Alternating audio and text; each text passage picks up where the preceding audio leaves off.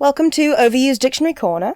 This is the corner where we sit among the stuffed toys and we talk about words the internet seems to have lost the definitions for, because my god, is it happening a lot lately. We're going to cover 4 today because I originally wanted this video to be shorter and it already got a little too long, but I have a couple more written down and I'm absolutely willing to take suggestions in the comments because I'd love for this to become a series. I was going to do one on the word woke, but somebody's already done that for me, so go check out that video because it's great. Word number 1, because it's the one becoming the most prevalent on TikTok and Twitter in the last few weeks: intrusive thoughts. Intrusive thoughts are defined as involuntary thoughts, images, urges, or ideas that are unwelcome, distressing, and upsetting. They are most commonly associated with OCD, anxiety, and depression, and in some cases can become obsessions that rule your life. Intrusive thoughts are not dyeing your hair. Now, don't get me wrong, as a mentally ill girly, I have absolutely dyed my hair on a whim because I thought it would fix me, but that is an impulsive thought. An intrusive thought is one you generally wouldn't align with who you are as a person. It's not something you'd say aloud. It's often associated with shame because it's so hard to detach from who we are and can make people think they're bad people because no good person would have thoughts like that. Thoughts about killing people or yourself or violent acts or sexual acts or a variety of other unpleasant things. Apparently it's a thing now to get a haircut and then needlessly justify it by saying the intrusive thought won. Listen, I like dark humor, really. Your mom's dead? I'm already laughing. But you have to make jokes about things you actually understand. Otherwise you look stupid and you wind up bumming a bunch of people out. A real intrusive thought isn't, what if I got a donut on the way back from work? A real intrusive thought is, what if I went to Dunkin' Donuts headquarters, burnt it to the ground, and then pegged my boss in front of his mom? Sure, my boss might be into it, but that's not the point. If I actually did my intrusive thoughts, the result wouldn't be, oh no, I took a bubble bath. It would be a trial by combat at The Hague. And that's the case for a lot of people with OCD and other mental illnesses. So have your fun, pay $200 to get bangs that you'll regret immediately, but just understand there are intricacies here that I hope for your sake you'll never have to understand. Now, if you'll excuse me, I have a boss to go peg in the name of exposure therapy. Trent, loosen up! I think intrusive thoughts have become too tied up in lapel de vide or call of the void. While I would call lapel de vide intrusive thoughts, I think this definition waters them down slightly. If you didn't know, lapel de vide is when you're standing on a very high place and you have the urge to throw yourself off. But as that term has become more commonplace, people use it in softer terms, like, oh, I was standing on a bridge and I got the urge to throw my phone over the side. That's a harder thought to define, but I still think that falls more under impulsive than intrusive, because the intrusive version of that is throwing yourself off or pushing somebody else. Thoughts that you would never rationally think, but that intrude into your regular thought patterns. My anxiety manifests in intrusive thoughts about bad things happening to people I love. Not me doing it, just Ultra HD 4K movies that randomly burst into my brain when I'm doing other things, of people I love in car accidents or drowning or murdered or a whole host of other terrible things. I have no control over these thoughts. I don't choose to have them. They're always sudden and vivid and horrible. I was once driving me and my grandmother to lunch down a pretty country lane, and she was knitting in the passenger seat, and my brain flashed an image of her stabbing me in the throat with those knitting needles. And for what? Just to give myself more anxiety, I guess? When I was in primary school, elementary for my American friends, and first started to have these thoughts during classes, I was petrified. I thought they were prophetic visions. Imagine the scene from Final Destination. That's how vivid these internal movies are. And I thought the universe was trying to tell me that bad things were going to happen. Do you know how terrifying it is to be 9 and think you've witnessed your family's death in a house fire in your mind, only to have the teachers call your mum to pick you up and realize it was something your brain just decided to make up and ruin your day with? That's an intrusive thought. You know what isn't? Whatever the hell this is. Let me suck your dick. I'm gonna kill myself. Take your pants off right. That's not even an impulsive thought, my guy.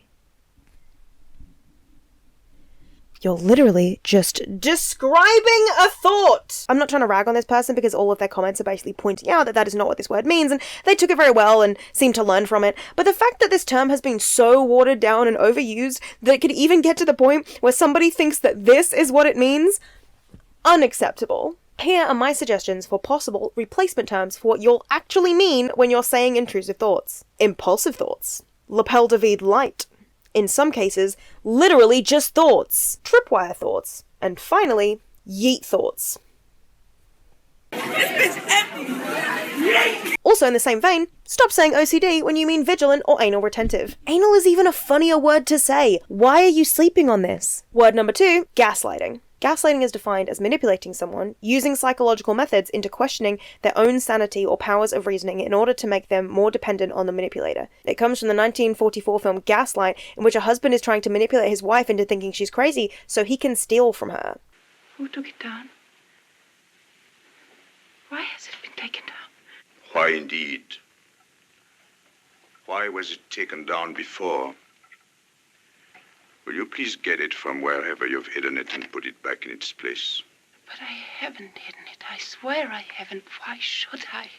Whenever he leaves her alone, she sees the lamps, gaslights, flickering, but he manipulates her into believing that she's seeing things. Gaslighters will pretend not to understand what you're talking about, they'll overcomplicate the issue until you're arguing on multiple different fronts, disagree with your recalling of events and call into question your ability to understand, they'll trivialize it so you think your opinion on the issue itself is unimportant, pretend to forget that those things actually happened or outright deny them if pressed, and they'll divert the attention from the issue back onto you so you become the subject of scrutiny. The man who bowed to you that day at the tower.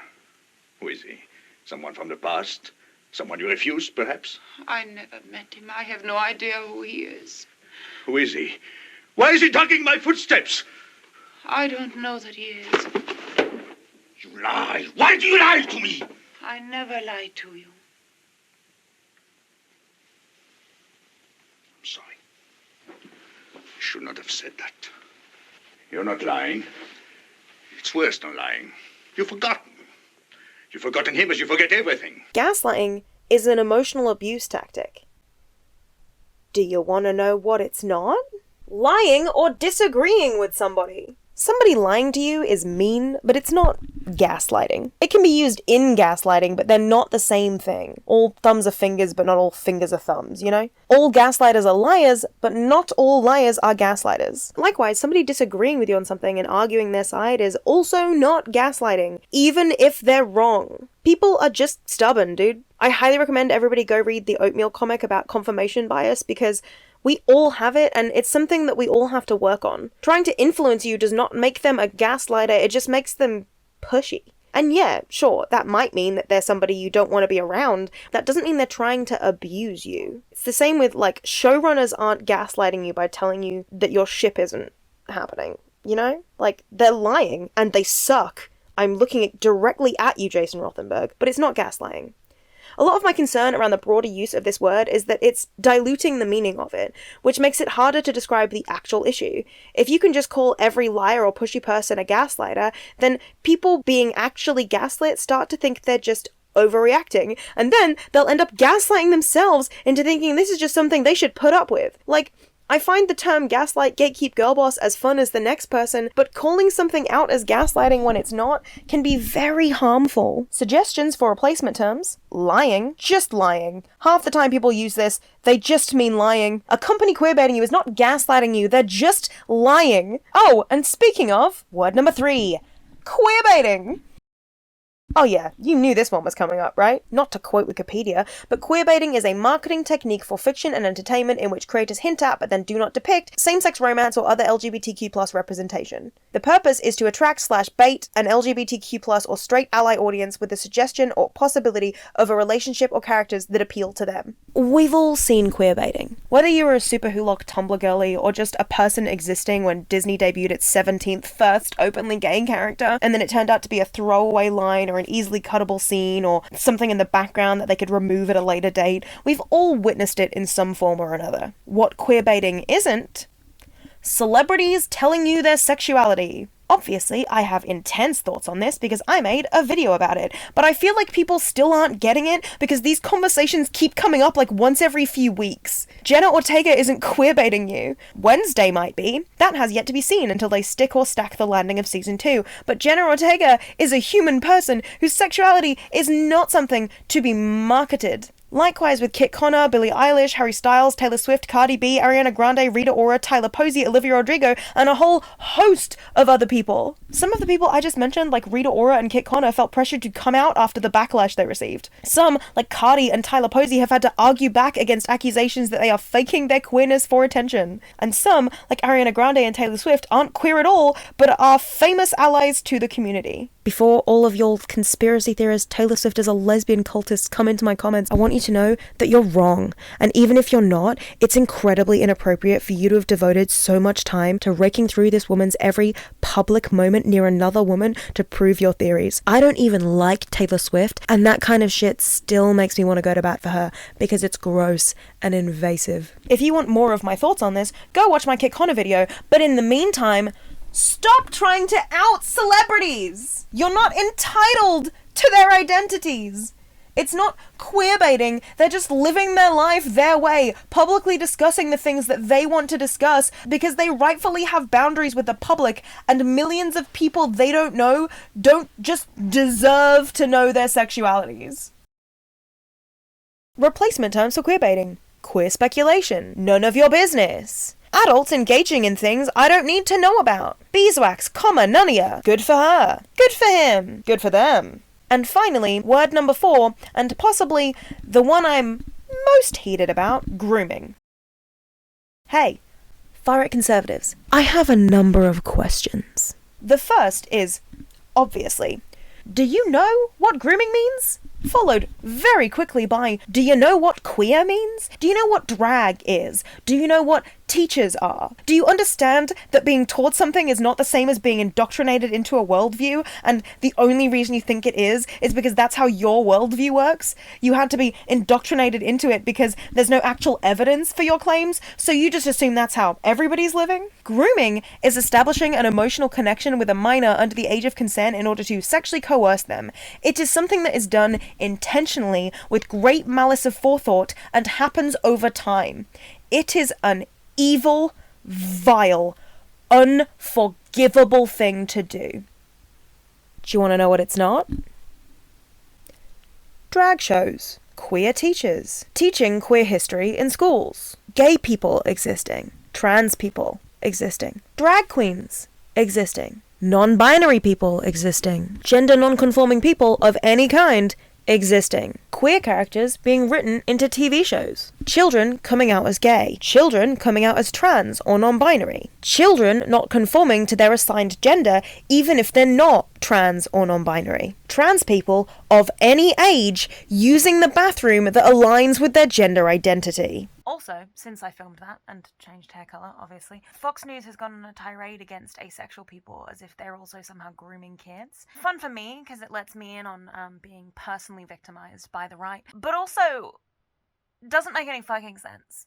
A, because grooming specifically involves doing usually sexually related things to children, and asexuality is literally the opposite of that. But B, what are you talking about? Like, genuinely, I'm genuinely asking, when you talk about indoctrinating kids into the asexual lifestyle, what do you mean? Explain it to me like I'm 5. I don't get any of this. It's so confusing to me that this is where we're at now, where you can just label anything as some kind of grooming or indoctrination. Just defining a thing is now considered grooming. Like, that's the opposite of asexuality. I don't know how much clearer I can be.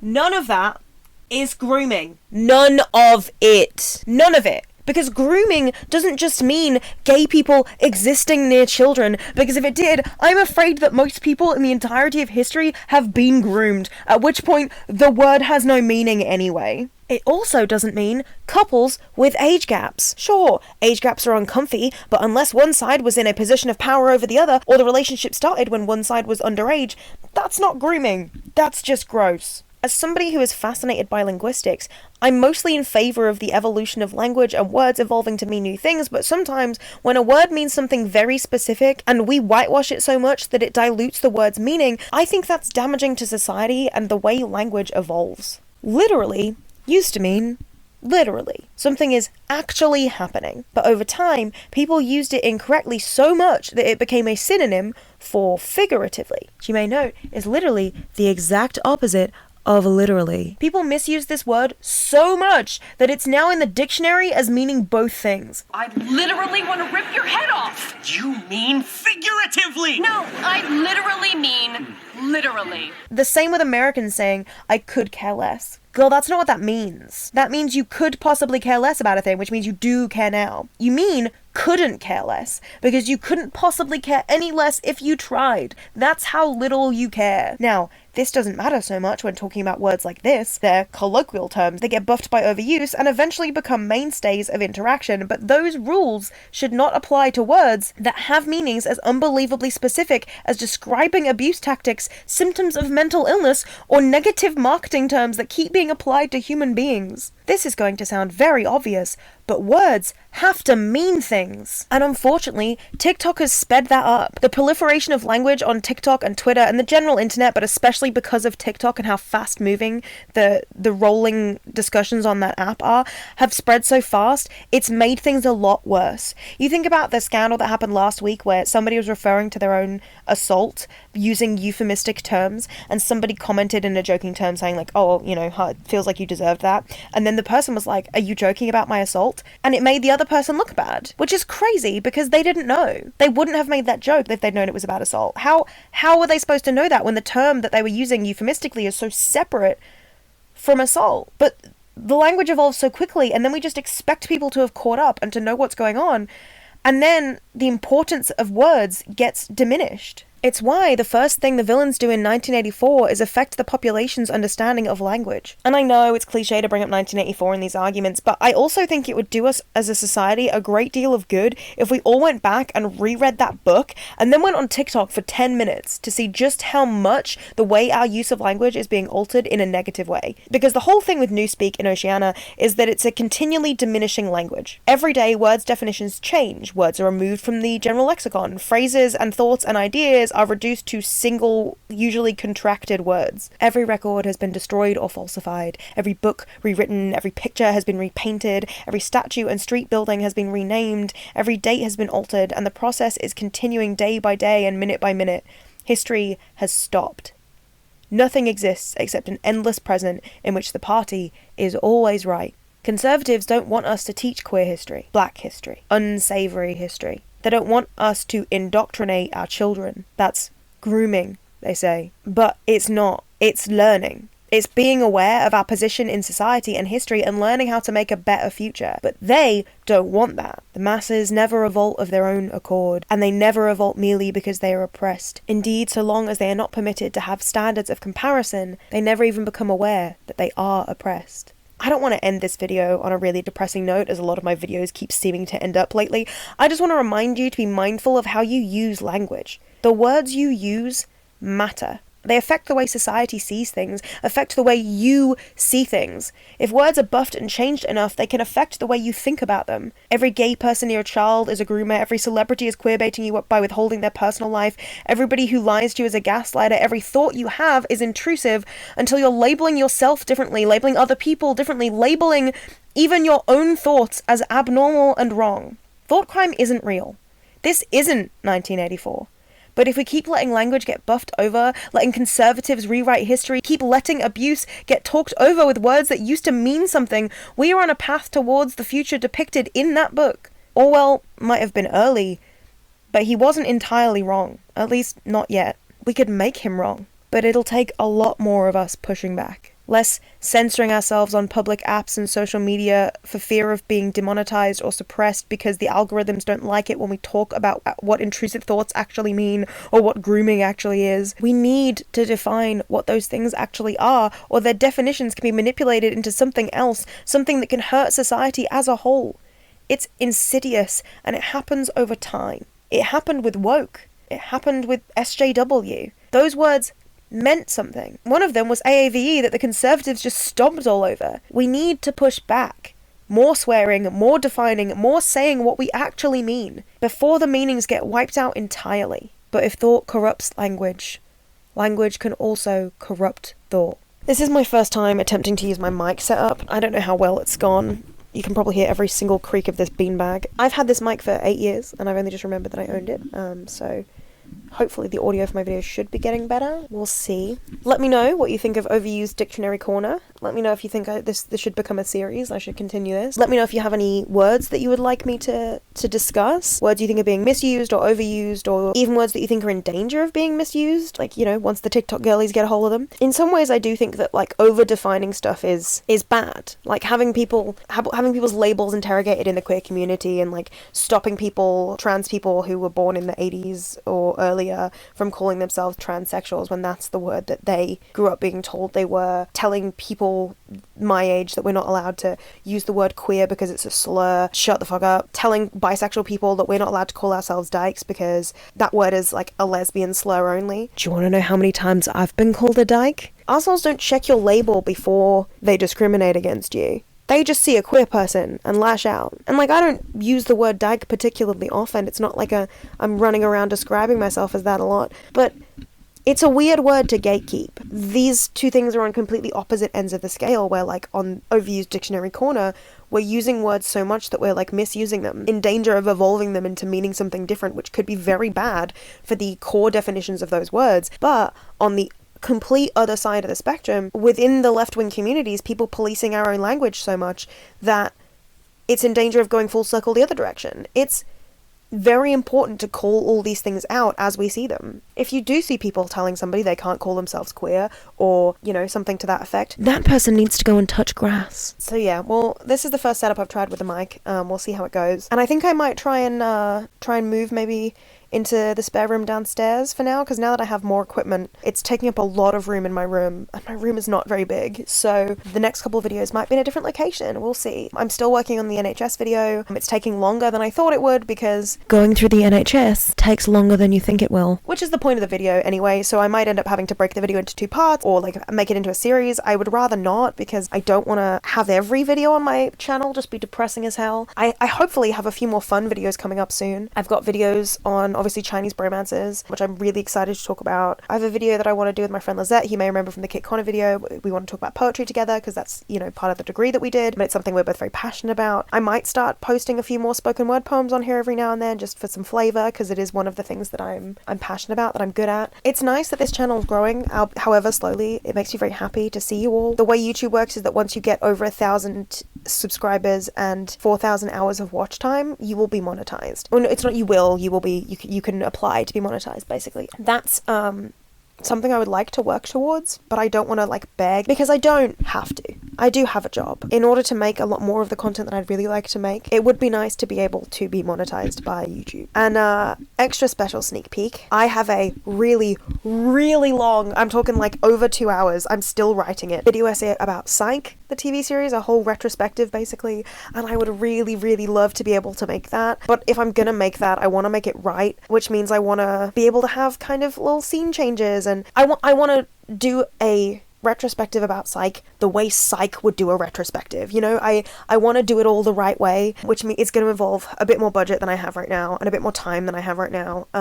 So if that is something you would be interested in, please subscribe, like, comment, let me know. If you think maybe I should set up a Patreon in the meantime, let me know that as well, because that's something that I have been considering, even though I have, like, you know, very little subscribers at the moment. This is something I'm very passionate about, because I want to be a writer. I want to write novels and TV shows for a living, and while I'm working towards that, this is the next best thing. I get to write essays about things I'm passionate about, and I love writing essays. It's something I've always been very good at. I was an A-grade English student, and I was an A-grade drama student, so writing essays and then getting to sit in front of a camera and read them out is, like, ideal before I can get into script writing or novel writing, get things actually published. This is something I really want to be doing in the meantime, and I'm hoping that I can earn a living from in the meantime. So that's been my little soapbox for the day, or my 2 little soapboxes, I guess. I hope you're all doing well out there. I hope capitalism isn't hurting you all too badly, and I hope that you keep tuning in to watch me go on these, like, weird little rants in different corners of my room. I'm off to go scroll TikTok, where I will invariably see all 4 of the words I mentioned get misused within the first minute of being on the app. And Annyeong!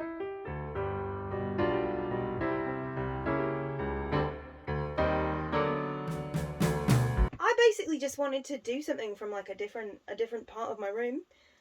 There's not a lot of space in my room, but I think everybody probably gets bored of looking at the same badly painted corner. So this is a different badly painted corner. This is my beanbag. I almost never use it. I'm very depressed, so basically the moment I get home and get into my room, I get in bed, regardless of whether or not I have to edit, write. I have a desk and a beanbag that I could edit and write from. But I generally don't use either of them, and I just sit in my bed because I am depressed as fuck.